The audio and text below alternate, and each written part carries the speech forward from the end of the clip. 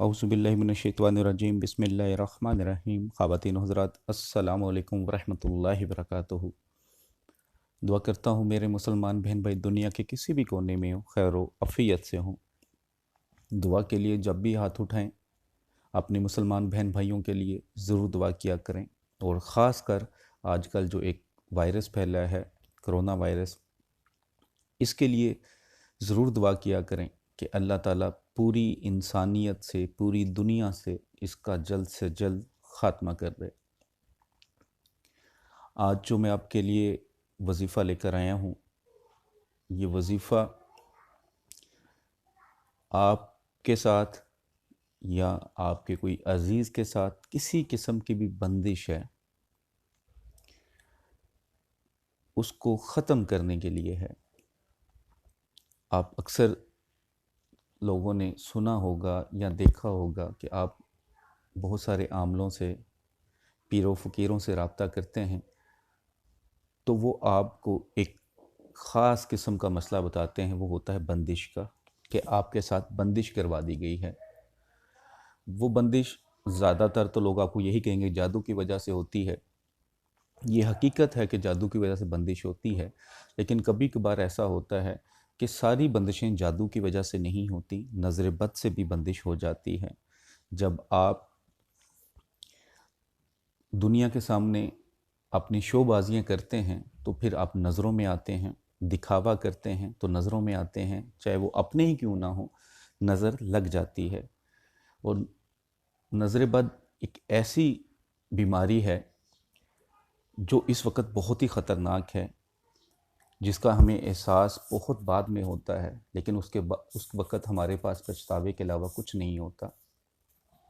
हज़ूर पाक सल्लल्लाहु अलैहि वसल्लम ने फरमाया कि मेरी उम्मत में एक ऐसा वक़्त आएगा जब अमवात जो होंगी वो नज़र बद से ज़्यादा होंगी। आप आज देखें तो अचानक मौत हो जाती है, चलते हुए कारोबार सेकंडों में ख़त्म हो जाते हैं, करोड़पति मिनटों में सड़क पर आ जाते हैं। ये सब नज़र बद है। और इसकी सबसे बदतरीन जो मिसाल होती है वो यही होती है कि हम शोबाजी करते हैं, दिखावा करते हैं, जबकि हमें ये हुक्म है कि अगर अल्लाह ने आपको कोई नेमत दी है तो उसको छुपाओ। हम 1000 रुपया कमाते हैं, लेकिन हम दुनिया में सिर्फ शोबाजी के लिए 5000 बताते हैं और फिर बंदिश की पकड़ में आ जाते हैं। तो एक तो दिखावा ना करें, अल्लाह की रहमत का शुक्र अदा किया करें। जिस हाल में भी अल्लाह रखे शुक्र अदा करें, दिखावा मत करें।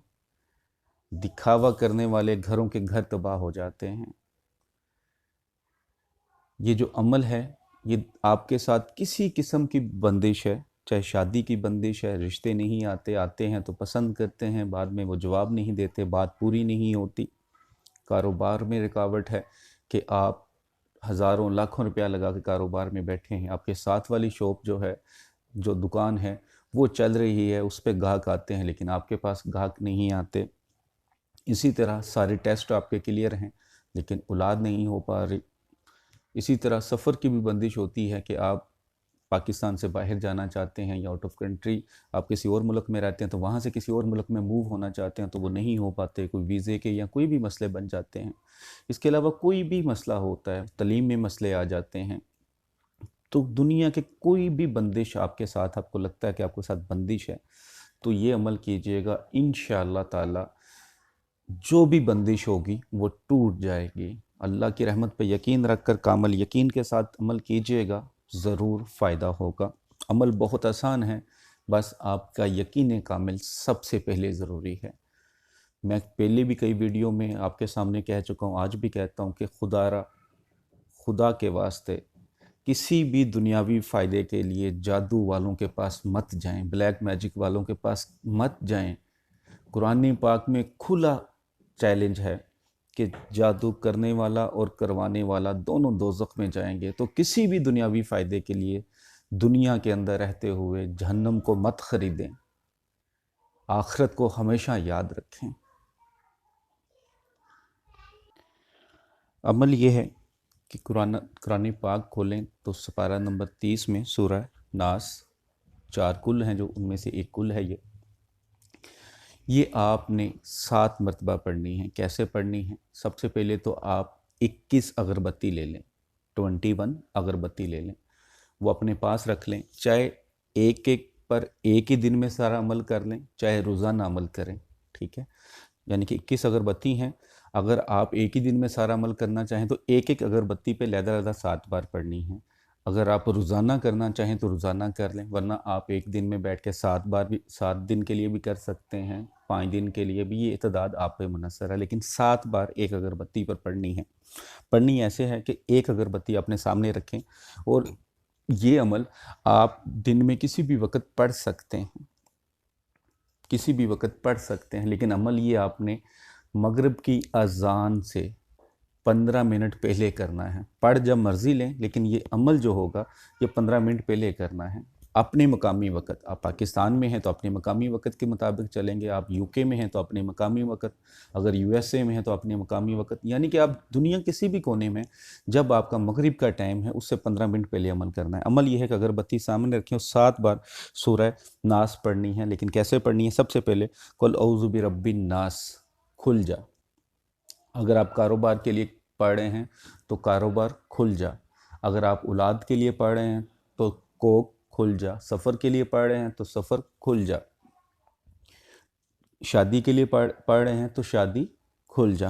اس کے بعد جو بھی آپ کا مقصد ہے وہی آپ نے پڑھنا ہے۔ آگے مالک الناس، شادی کھل جا، الہ الناس، شادی کھل جا، من شر الوسواس الخناس، شادی کھل جا، اللہ یوسوس فی صدور الناس، شادی کھل جا، من الجنات والناس، شادی کھل جا۔